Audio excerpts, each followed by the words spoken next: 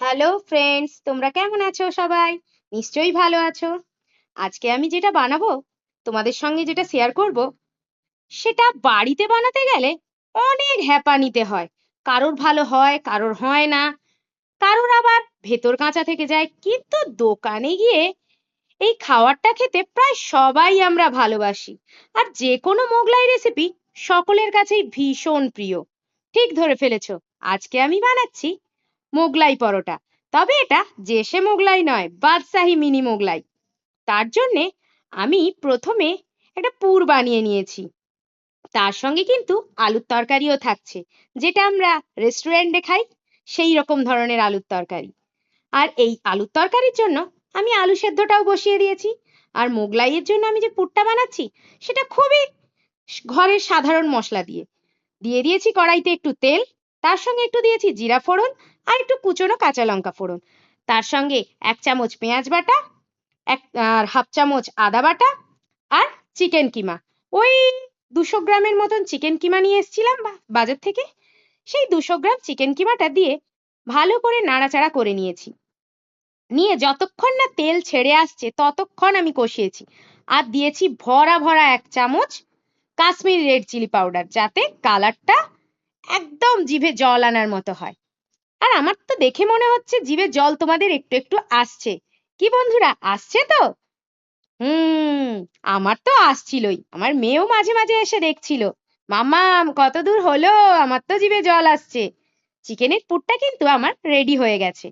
আমি পরোটাটাকে যেমন সাধারণ পরোটা মাখা হয় সেভাবেই একটু তেল আর একটু দই দিয়েছিলাম, দিয়ে নুন দিয়ে ময়দাটাকে মেখে রেখে দিয়েছিলাম ওই আধ ঘন্টা 45 মিনিটের মতন।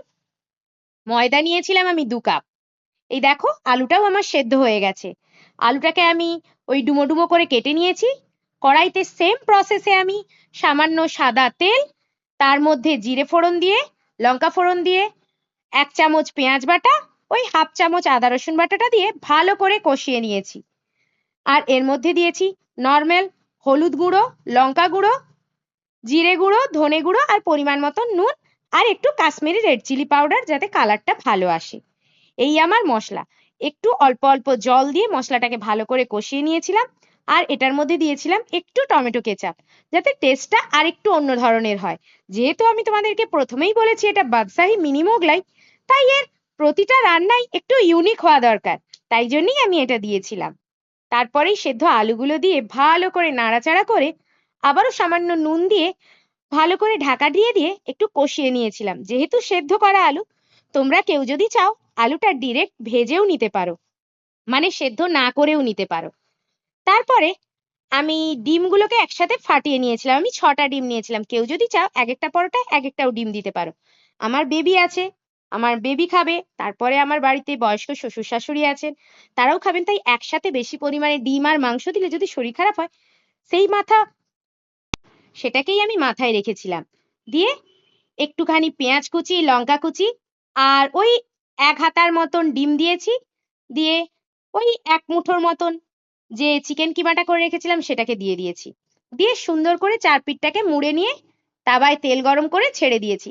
তবে হ্যাঁ, একটা জিনিস খেয়াল রেখো, এটা যখন আমরা মুড়বো না, খুব কম পরিমাণে মুড়বো, একদম এপিঠ ওপিঠ পুরো করে মুড়বো না। দেখো আমার মোড়াটা দেখো, খুব অল্প অল্প ভাবে মুড়েছি।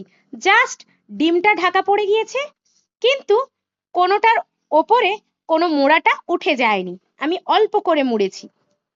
এই দেখো আমি সুন্দরভাবে মুড়ে ছেড়ে দিয়েছি। এটাকে খুব লো আঁচে অল্প করে ভাজতে হবে, এপিঠ ওপিঠ এপিঠ ওপিঠ করে ভাজতে হবে। হয়ে গেছে আমার